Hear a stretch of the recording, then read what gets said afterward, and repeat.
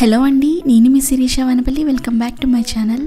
ఈరోజు మన ఛానల్లో సమ్మర్ స్పెషల్ కర్రీ ఒకటి చేయబోతున్నాము. అదేంటంటే మామిడికాయ వంకాయ కర్రీ. వంకాయతో అయితే చాలా రకాల కర్రీస్ అయితే వండుకుంటాం కదా. ఒకసారి మామిడికాయ కూడా వేసుకొని తినండి, చాలా బాగుంటుంది. పుల్ల పుల్లగా భలే టేస్టీగా ఉంటుంది. ముందుగా ఈ రెసిపీ కోసం కావాల్సినవి వంకాయ ముక్కలు ఇలా చిన్నగా కట్ చేసుకొని పక్కన పెట్టుకోవాలి. అలాగే ఒక మామిడికాయ దాకా మామిడికాయని ఇలా చిన్న పీసెస్ కింద కట్ చేసుకొని పక్కన పెట్టుకున్నాను. ఇంకా ఉల్లిపాయ ముక్కలు, అలాగే పచ్చిమిర్చి ముక్కలు. ఇప్పుడు ఏదైనా ఒక కడాయి తీసుకొని దాంట్లోకి ఆయిల్ వేసుకోవాలి. ఆయిల్ కొంచెం మరిగిన తర్వాత ఉల్లిపాయ ముక్కలు అలాగే పచ్చిమిర్చి ముక్కలు వేసుకొని ఫ్రై చేసుకోవాలి. ఇవి రెండు వేసుకున్న తర్వాత మనం దీంట్లోకి కొంచెం పసుపు, అలాగే మన రుచికి తగినంతగా ఉప్పు కూడా వేసుకొని ఈ ఉప్పు పసుపు ఉల్లిపాయ ముక్కలకి బాగా పట్టేలా కలుపుకొని దీనిపైన మూత పెట్టుకొని ఒక 5 నిమిషాల పాటు ఫ్రై చేసుకోవాలన్నమాట.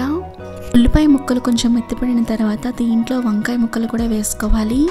నేను ఇక్కడ 1/2 కేజీ దాకా వంకాయల్ని తీసుకొని ఇలా కట్ చేసుకొని వేసుకుంటున్నాను.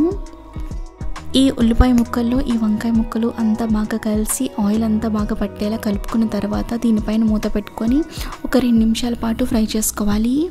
ఇప్పుడు దీంట్లోకి కొంచెం అల్లం వెల్లుల్లి పేస్ట్ కూడా వేసుకొని ఇవన్నీ బాగా కలిసేలా కలుపుకోవాలన్నమాట. వంకాయ ముక్కలు చూడండి ఇలా కొంచెం మెత్తపడిన తర్వాత దీంట్లోకి మామిడికాయ ముక్కలు కూడా వేసుకొని ఇలా ఫ్రై చేసుకోవాలి. మామిడికాయని కూడా నేను ఒక చిన్న సైజు మామిడికాయని వేసుకున్నాను. పుల్లగా ఉండే మామిడికాయని వేసుకోండి. మామిడికాయ కనుక తీయగా ఉంటే కర్రీకి అయితే అంత బాగోదు. సో ముందే చూసుకోండి అది పుల్లగా ఉందా లేకపోతే తీయగా ఉందా అని. మామిడికాయ ముక్కలు కూడా కొంచెం ఇలా మెత్తపడిన తర్వాత దీంట్లోకి 1 స్పూన్ దాకా కారం కూడా వేసుకొని ఈ కారం అంతా కూడా ఈ పీసెస్కి అంతా పట్టేలా కలుపుకుంటూ ఫ్రై చేసుకోవాలి. ఎక్కువ టైం అయితే తీసుకోదు. ఈ కర్రీ మొత్తం కంప్లీట్ అవ్వడానికి జస్ట్ 15 మినిట్స్ టైం అయితే పడుతుంది. కారం వేసుకున్న తర్వాత మంచిగా కలుపుకున్న తర్వాత ఇప్పుడు మనం దీంట్లోకి 1/2 గ్లాస్ దాకా వాటర్ వేసుకుంటే సరిపోతుంది.